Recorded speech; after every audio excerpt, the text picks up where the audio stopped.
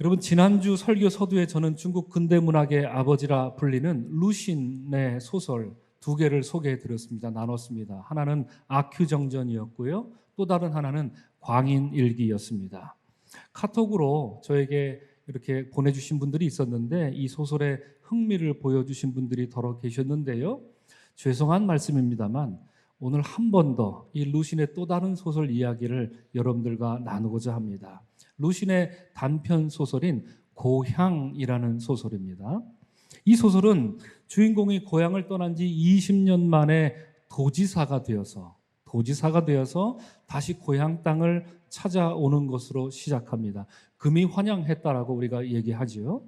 그런데 오랜만에 고향 땅을 찾은 주인공의 마음이 별로 좋지가 않습니다. 하루, 이틀, 사흘 이렇게 머물수록 마음이 불편해지고 그렇습니다. 주인공은 이것이 내가 20년 동안 늘 그리워하던 고향이었단 말인가? 이렇게 말하면서 변해버린 고향 땅으로 인해 슬픈 마음이 오히려 점점 가득해지기만 했습니다. 그런데 여러분, 뭐가 문제였기에 이 주인공이 이랬을까요?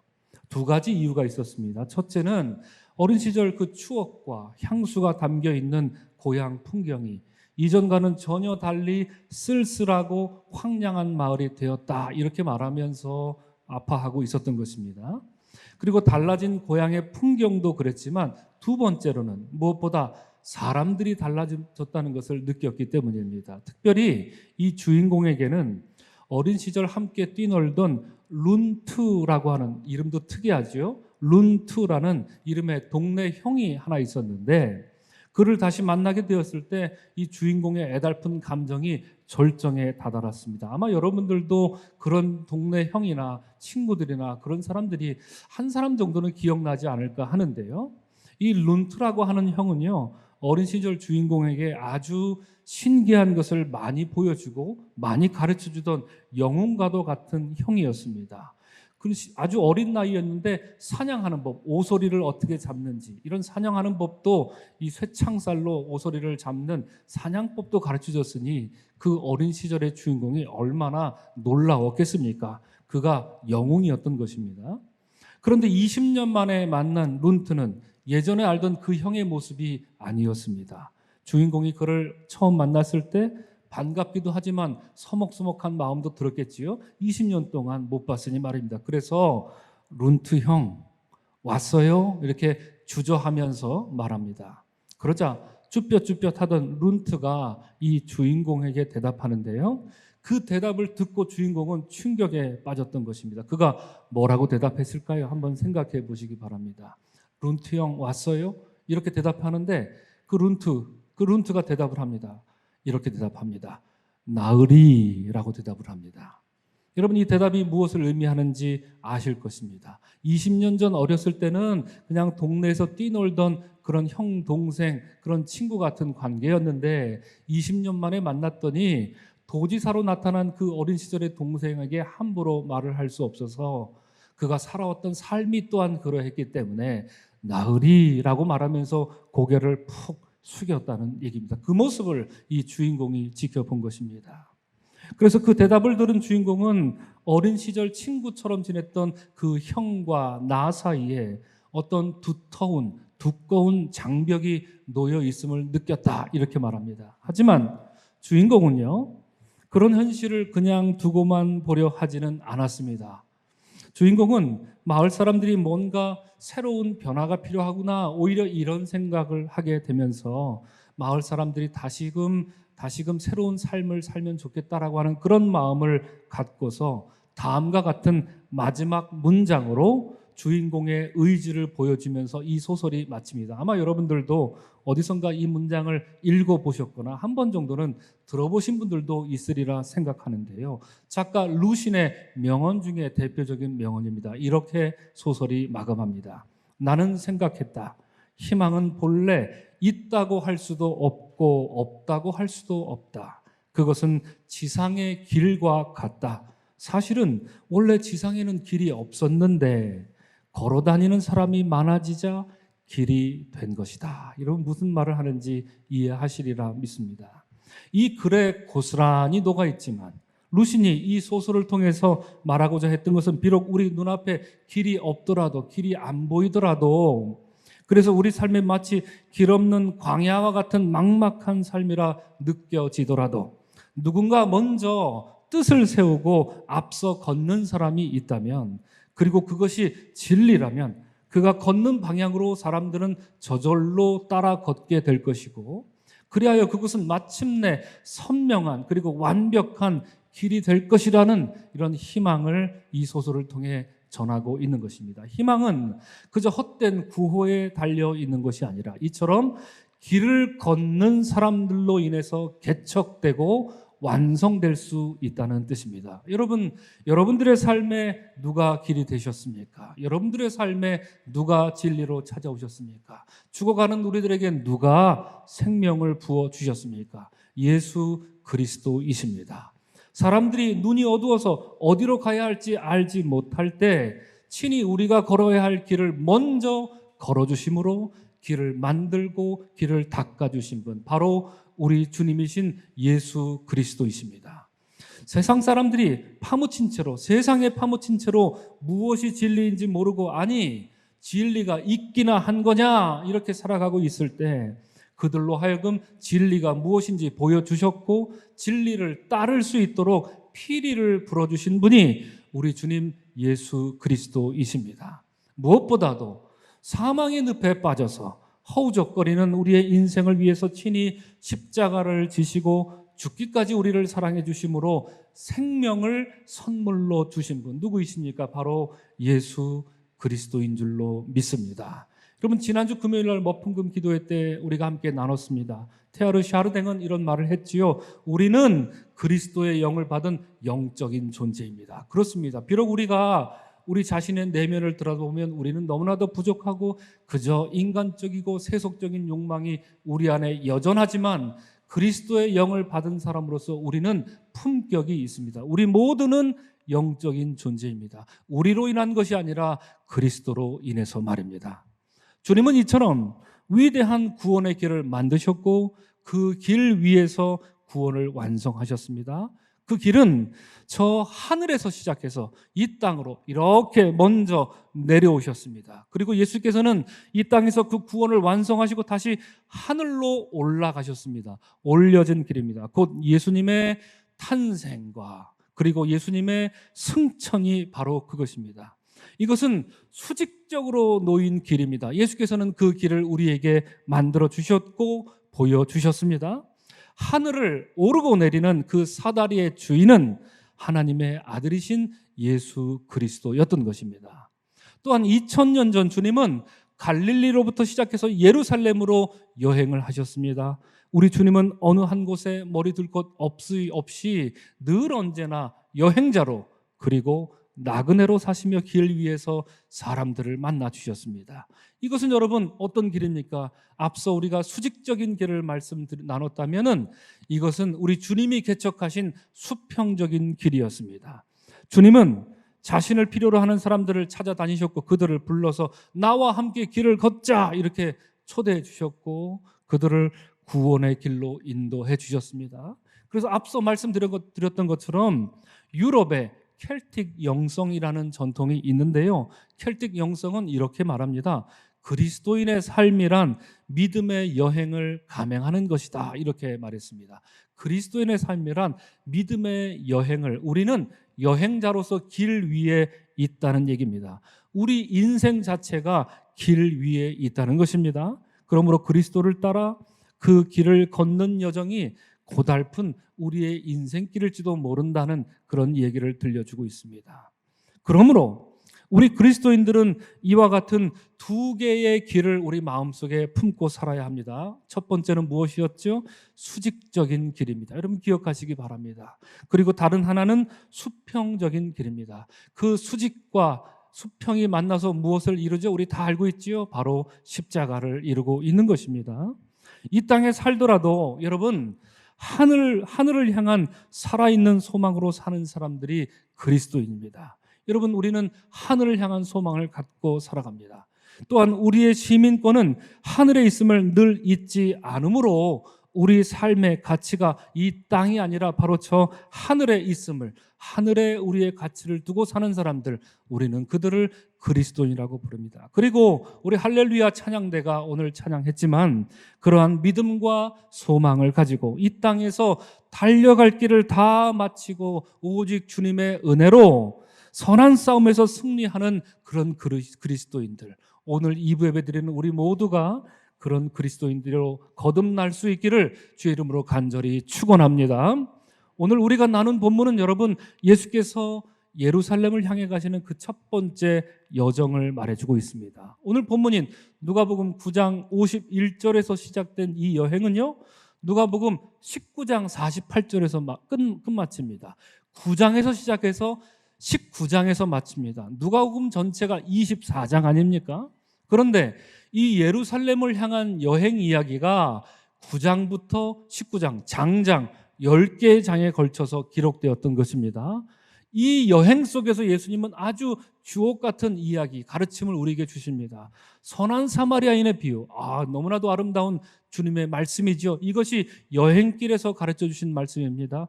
주기도문, 우리가 노래했지요. 그 주기도문을 어디서 가르쳐 주셨습니까?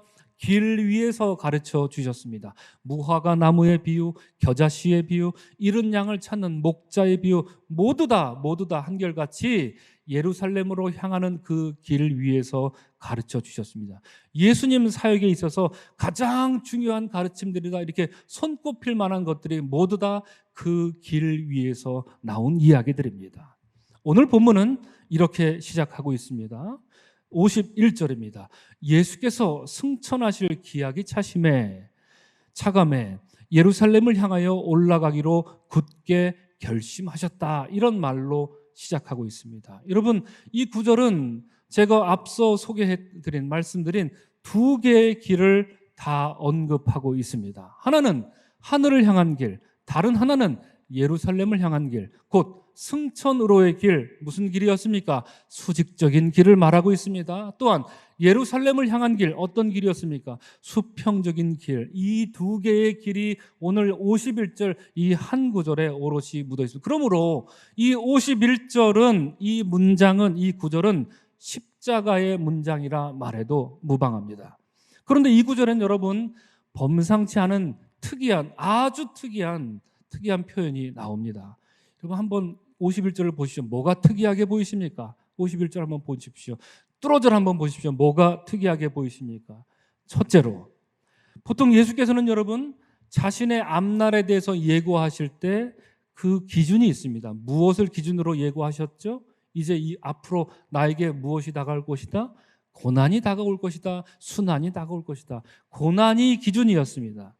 오늘 본문 앞서서 9장 22절에서 바로 예수님 말씀하시기를, 인자가 많은 고난을 받고 장로들과 제사장들과 서기관들에게 버림받아 죽임을 당할 것이다 말씀하신 것처럼 고난이 기준이었습니다. 그런데 여러분, 오늘 본문은 특이하게도 고난이 아니라, 그렇다고 부활이 기준이 되지도 않습니다. 무엇이 기준이 되고 있지요? 승천이었습니다. 예수님 생에 있어서 제일 끄트머리에 있는 승천이 기준이 됩니다. 다시 읽어드리면, 예수께서 승천하실 기약이 차감해 라고 말씀하십니다. 예수께서는 하늘로부터 사다리를 타고 내려오셨더니 이제 곧 다시 사다리를 타고 하늘로 올라가실 때가 되었다는 것입니다. 여러분, 성경에는 예수님의 승천에 대한 구절이 많이 나오지는 않습니다. 오늘 구약 성경에 승천한 엘리야 이야기가 나오는데요, 신약 성경에 예수님의 승천 이야기가 그렇게 많이 나오지는 않습니다. 그러나 우리 승천하는 모습을 보여주는 성경 구절이 있습니다. 어디였습니까? 사도행전 1장입니다. 예수님이 제자들에게 말씀하시기를, 너희는 예루살렘과 온 유대와 사마리아 땅끝까지 이르러 내 증인이 되리라, 이렇게 당부하며 작별하는 장면입니다. 철없는 제자들을 남겨놓고 떠나야 했으니 예수님 마음이 오죽이나 안타까웠겠습니까? 그래서 예수께서는 그들에게 약속하신 게 있죠. 내가 떠나더라도 무엇을 너희에게 줄 것이다? 성령을 너희에게 줄 것이다. 이 말씀을 하셨습니다. 그것이 승천하셨던 예수님의 마음이었습니다. 또 다른 성경은 히브리서 4장에서 승천하신 예수님 이야기를 들려줍니다. 곧 이렇게 말합니다. 우리에게 대제사장이 계시니 승천하신 하나님의 아들 예수시라, 이렇게 승천하신 주님을 말하면서 이 승천하신 예수님이 어떤 특징이 있는지, 승천하신 예수님은 어떤 분인지를 우리에게 알려주고 있습니다. 여러분, 승천하신 예수님을 우리가 문장으로 만든다면 어떤 예수님으로 우리가 특징을 지을 수 있겠습니까? 히브리서는 말합니다. 그분은 우리의 연약함을 동정하시는 분이십니다, 이렇게 말합니다. 그분은 우리에게 긍휼함과 은혜를 베푸시는 분, 그분이 어떤 주님이시라고요? 승천하시는 주님이 그렇다라고 말하고 있습니다. 즉 히브리서가 말하는 승천하시는 예수님은 우리의 연약함을 긍휼히 여겨주시는 분이라는 것입니다. 여러분 기억하시기 바랍니다. 생각컨대 승천하는 예수님이 여러분 사람들에게 무시무시한 심판의 말을 주시겠습니까? 그럴 리가 없겠지요.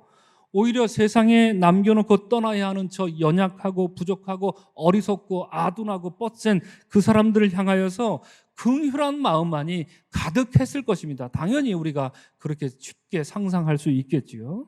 어쩌면 전체 예수님의 공생에 있어서 예수님 마음에 긍휼함이 제일 가득 찼을 때가 언제냐? 물론 십자가에 달리셨을 때 그러하셨겠지요. 우리가 상상해보면 승천하실 때 예수님이 그러셨지 않으셨을까? 이 땅에서 살았을 때는, 제자들과 함께 지냈을 때는 제자들 꾸짖기도 하고 이놈들 그러지 말아라 저러지 말아라 이렇게 타이르기도 하셨지 않습니까? 그런데 승천하실 때는 그런 마음조차도 없으십니다.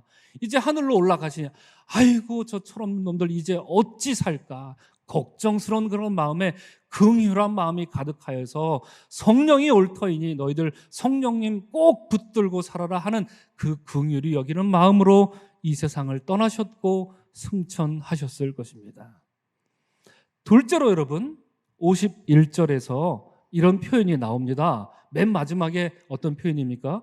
굳게 결심하셨다, 이런 표현이 나옵니다. 여러분 이 말씀을 읽고도 아무렇지도 않으셨습니까? 여러분 예수님이 결심한 적 있습니까? 성경 말씀에 예수님이 뭐 하기로 결심하셨다 이런 표현이 나온 걸 보신 적이 있습니까? 성경에서 예수님이 뭔가를 결심하셨다는 말은 오늘 이 말씀 51절 여기밖에 없습니다. 그런데 여러분 이 결심했다라고 하는 말, 이 말을 성경 원어로 보니까 어디로 얼굴을 향하여 고정시켰다 이런 뜻입니다. 여러분 제가 누구를 향하여 얼굴을 한번 고정시켜 볼까요? 자, 누구를 향하여 고정시켜 볼까요? 제가 쳐다보니까 제 눈을 피하시는 분들이 많으신데, 이렇게 누구를 향하여 얼굴을 고정하는 것, 이것이 결심했다라고 하는 것입니다. 성경이 말하는 그런 뜻입니다. 무언가를 바라보고 그것에 얼굴을 고정시킨다는 건요, 거기에 집중하겠다는 뜻입니다. 그 뜻을 우리말로 번역해서 옮길 때 결심했다, 영어 성경도 거의 다 결심했다 이런 말로 번역을 하곤 합니다. 그래서 여러분 제가 51절 말씀을 그 헬라어 원문에서 우리말로 한번 옮겨 보았습니다. 옮기면 이렇게 될 것입니다. 예수께서는 하늘에 오르실 때가 되자 예루살렘을 가시려고 자신의 얼굴을 예루살렘을 향해 고정시켰다. 직역하면 이렇게 됩니다. 그런데 구약 성경에는요, 이와 같은 이처럼 어디로 얼굴을 향하다, 어디로 얼굴을 고정시키다 이런 표현이 나올까요? 안 나올까요? 나옵니다. 나와도 너무 많이 나옵니다. 예레미야 21장 10절 나 여호와가 이같이 말하노라 내가 나의 얼굴을 이 성으로 향함은 복을 위함이 아니요 화를 위함이라. 에스겔서 20장 46절 인자야 너는 얼굴을 남으로 향하라 남으로 향하여 소리내어 남방들의 삼림을 쳐서 예언하라 말씀하고 있습니다. 여러분 제가 성경 딱 2개만 지금 언급했지만 성경 말씀이 많습니다. 좀 더 많이 찾아보니 여러분 이렇게 예수님이 하나님이 누군가를 향하여 무언가를 향하여 얼굴을 향하고 고정할 때는 죄다 무엇을 하기 위함이었습니까? 심판을 위한 것이었습니다. 그러므로 오늘 본문에서 예수님께서 예루살렘으로 얼굴을 향하셨다는 것은 무슨 뜻입니까? 예루살렘을 심판하러 가시겠다는 뜻인 것입니다. 그러므로 여러분 오늘 이 51절은 너무나도 중요합니다. 승천의 주님은 어떤 주님이었다고요? 긍휼과 자비를 베푸시는 주님입니다. 예루살렘으로 향하는 주님은 어떤 주님이십니까? 심판의 주님이십니다. 두 개의 길이 51절에 오롯이 놓여 있습니다. 다시 말씀드리면 승천이라는 수직적인 길과 예루살렘을 향한 수평적인 길, 곧 심판의 길이 예수님께서 이 여정에서 무엇을 목적으로 하는지 우리에게 알려주고 있습니다. 하나는 긍휼과 자비의 길이요, 다른 하나는 심판의 길입니다. 여러분, 이 둘 중에 심판의 길은 그 목적지가 분명히 나와 있습니다. 어디였습니까? 곧 예루살렘이었습니다. 예루살렘으로 가시면 예수님은 분명히 그 예루살렘을 심판하실 것입니다. 그러면 여러분, 오늘 본문에서 우리 주님이 승천하실 때가 다 되어서 그 기한이 다 차서 마지막으로 이 땅에 긍휼과 자비를 베풀 만한 길을 선택하셨다면 그 목적지는 어디라고 얘기하고 있습니까? 오늘 본문의 말입니다. 어디였습니까? 바로 그것이 사마리아였던 것입니다. 사마리아 여행은 제3의 길이었습니다. 아시다시피 여러분, 사마리아라고 하는 땅은 수치와 오욕으로 점철된 땅입니다. 유대인으로부터 저주받은 땅, 곧 사마리아였습니다. 그래서 유대인이라면 마땅히 피해가는 길입니다. 통과해서 가면 가깝지만 유대인들은 사마리아 땅을 통과하지 않습니다. 그 더러운 땅에 내가 들어갈 수 없다 하여서 시간이 많이 걸려도 사마리아 땅을 삥 돌아서 예루살렘을 향하곤 했습니다. 하지만 예수께서는 그 땅을 피하지 않으셨습니다. 오히려 사마리아를 관통해서 지나가시고자 합니다. 그래서 아주 이례적으로 예수께서는 사마리아를 지나시고자 몇몇 사람들을 미리 보내서 준비시킬 정도였습니다. 사마리아 사람들을 향한 예수님의 아주 지극한 배려와 사랑이 느껴지는 부분 아니겠습니까? 지금껏 예수님은 어떤 지역에 들어가기 위해서 사람을 미리 보내신 적이 있습니까? 없습니까? 없습니다. 그냥 가셨습니다. 들어가기 위해서 사람을 보내신 적 오늘 사마리아에 처음 나오는 이야기입니다. 그리고 나중에 어느 도시에 갈 때 사람을 한 번 더 보내신 적이 있습니다. 그곳이 어디였습니까? 예루살렘을 심판하기 위해서 사람을 그때 또 한 번 먼저 보내십니다. 한 번은 자비를 위해서 먼저 보내시고 한 번은 심판을 위해서 사람을 또 보내시기도 했습니다. 사마리아에서 예수님은 사람을 먼저 보내서 그들을 배려하는 모습을 보여줬습니다. 그러므로 여러분, 예수님은 사마리아를 단지 예루살렘을 가기 위해 잠깐 들리는 경유지처럼 여겼던 것이 결단코 아닙니다.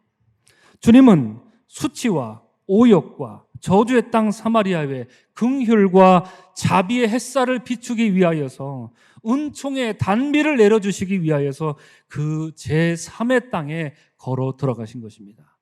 그런데 그 제3의 길에서 여러분 어떤 일들이 벌어졌습니까? 크게 보면 오늘 세 가지 부류의 사람들을 만나고 있습니다. 첫째로 그 제3의 길에서 만난 사마리아 사람들은 예수님을 어떻게 대했습니까?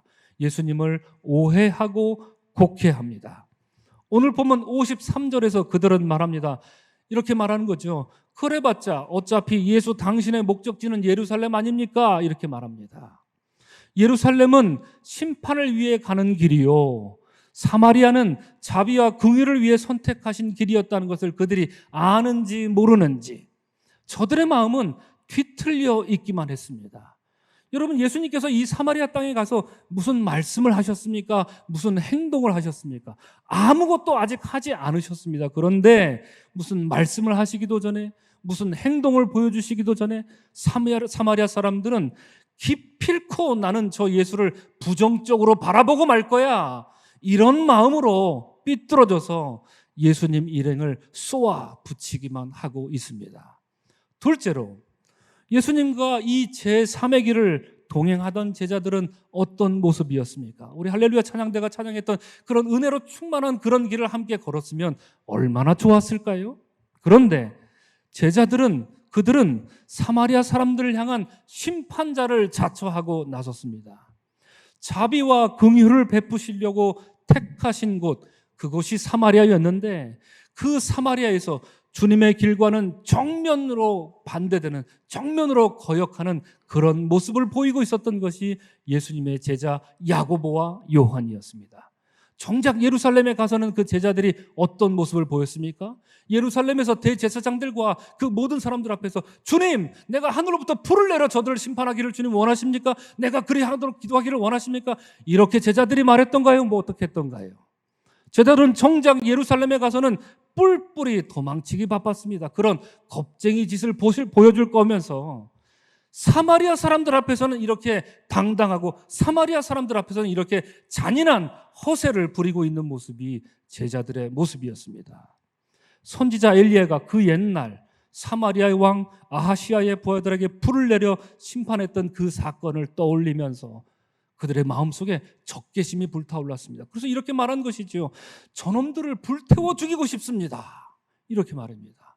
그 예수님의 제자라고 하는 사람들의 마음속에 이러한 적개심이 불타고 있었으니 그 모습을 지켜본 예수님의 마음은 얼마나 안타깝고 답답한 마음이었겠습니까? 셋째로, 그 제3의 길에서 만난 또 다른 사람들이 있었습니다. 그들은 어땠던가요? 그들 중에는 먼저 다짜고짜 예수님께 이렇게 말합니다. 어디로 가든지 나는 따라가겠습니다. 이렇게 말합니다.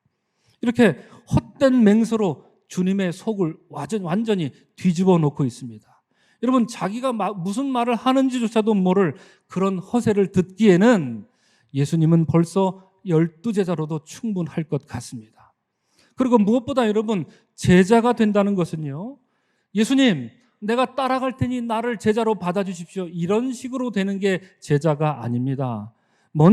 주님이 먼저 나를 따라오라 하시는 초대가 있은 뒤에 그 초대에 응한 사람들만이 제자가 될 수 있는 것입니다. 오늘 2부 예배 나오신 여러분들이 그러합니다. 여러분, 우리가 이 예배에 나온 것은 누가 가자고 해서 나오신 분도 있을 것이고, 내가 아침에 일어나서 준비하고 결단하고 나오신 분도, 아니면 습관처럼 나오신 분들도 있으시겠지만, 그 모든 행위, 그 이면에는 주님의 초대가 먼저 있었다는 것을 잊지 마시기를 바랍니다. 주님의 초대가 그 모든 일들의 우선이 되는 것입니다. 제자들이 되는 것도 마찬가지였습니다. 그런데 여러분, 59절에 보면 주님이 나를 따르라 이렇게 초대하는 장면이 나옵니다. 그 예수님께서 나를 따르라 초대하시자 어떤 이는 이렇게 대답하지요. 내 아버지를 먼저 장사하고 따르겠습니다. 이렇게 말하는 사람이 있습니다. 또 61절에서 또 다른 이는 이렇게 대답하지요. 내 가족에게 먼저 작별하고 따르겠습니다. 이렇게 두 부류의 사람들이 대답을 합니다. 여러분, 이 59절과 61절, 이 두 부류의 사람들이 한 대답, 이 사람들이 한 대답에 공통적으로 들어가는 단어가 있습니다. 그것이 무엇일까요? 59절과 61절. 일부 예배 들었던 분들은 당연히 아시겠죠. 59절과 61절. 공통적으로 들어가는 단어가 있습니다. 곰곰이 한번 보십시오. 뭐였습니까? 물론 하옵소서, 하소서 이렇게 대답하지는 않으시겠죠. 뭐가 있겠습니까? 먼저, first. Let me do something first. 이렇게 얘기하는 겁니다. 내가 뭔가 먼저 하고 그 다음에 하겠습니다. 둘 다 똑같이 그렇게 대답합니다. 먼저 아버지를 장사하겠습니다. 먼저 가족에게 작별 인사하겠습니다. 라고 말합니다. 이 두 사람은 우선순위를 다른 데 두고 있다는 얘기입니다. 지금 이렇게 물었을 때는 아버지를 장사하겠습니다. 그리고 따르겠습니다. 지금 이렇게 물었을 때는 가족들과 작별하겠습니다. 그리고 따르겠습니다. 이렇게 아주 그럴듯한 이유를 맨 앞에 놓고 있지만, 저들이 아버지를 장사한 뒤에, 그리고 저들이 가족에게 작별 인사를 한 뒤에는 분명 또 다른 이유를 만들 것입니다. 만들어서 다시 먼저를 말할 것입니다. 그래서 주님은 대답하시기를 손에 쟁기를 잡고 뒤를 돌아보는 자는 하나님 나라에 합당치 아니하다, 이렇게 말씀하신 것입니다. 사랑하는 서강의 성도 여러분, 오늘 이 2부 예배드리는 우리 사랑하는 서강의 성도 여러분, 이렇게 곰곰이 세 부류의 사람들을 따지고 보니 예수께서 이 제3의 그 자비의 길, 긍휼의 길을 걸으실 때 만난 사람들의 그 면면이 어쩌면 우리와 이렇게 많이 닮아 있는가 생각하게 됩니다. 때로는 우리도 사마리아 사람들처럼 주님을 그리고 사람들을 오해하고 오해하면 다행인데 곡해하기도 합니다. 알량한 자신의 경험을 앞세워서 부정적인 눈으로 사람들을 계속 쳐다보는 것에 익숙해져 있는 우리의 모습이 있습니까? 없습니까? 있습니다. 또한 때때로 우리는 오늘 본문의 야고보와 요한처럼, 예수님의 제자라 하는 야고보와 요한처럼 우리 자신이 마치 하나님의 대리인이라도 된 것처럼 착각하고 살 때가 있습니다. 주님의 자비와 긍휼하심 없이는 단 하루로 살 수 없는 죄인이라는 그 엄연한 사실을 잊고서 하나님의 심판자인 양 행세하곤 합니다. 다른 사람의 눈 속에 있는 티는 잘도 찾아내면서 내 눈앞을 완전히 가리고 있는 대들보는 전혀 인식도 못하고 살고 있다는 얘기입니다. 그 비판으로 너희가 비판을 받을 것이요 너희의 헤아리는 그 헤아림으로 너희가 헤아림을 받을 것이라는 예수님 말씀을 까마득히 잊고 사는 모습인 것 같습니다. 또한 우리는 여러분 어떻습니까? 우리는 주님을 따르겠습니다 하는 이 말을 너무나도 많이 남용하고 오용해 왔습니다. 주님을 따른 것이 마치 무슨 훈장 얻는 것처럼 여길 때가 종종 있었다는 얘기입니다. 게다가 우리 주님이 우리를 말씀의 자리로, 예배의 자리로, 기도의 자리로 초대하며 부르실 때 제가 말씀드렸죠? 이거 무엇이라고 했죠? 말, 예, 기. 말씀의 자리, 예배의 자리, 기도의 자리로 초대하며 부르실 때 그동안 우리에게는 얼마나 많고도 얼마나 다양하고도 얼마나 창의적인 먼저가 있었습니까?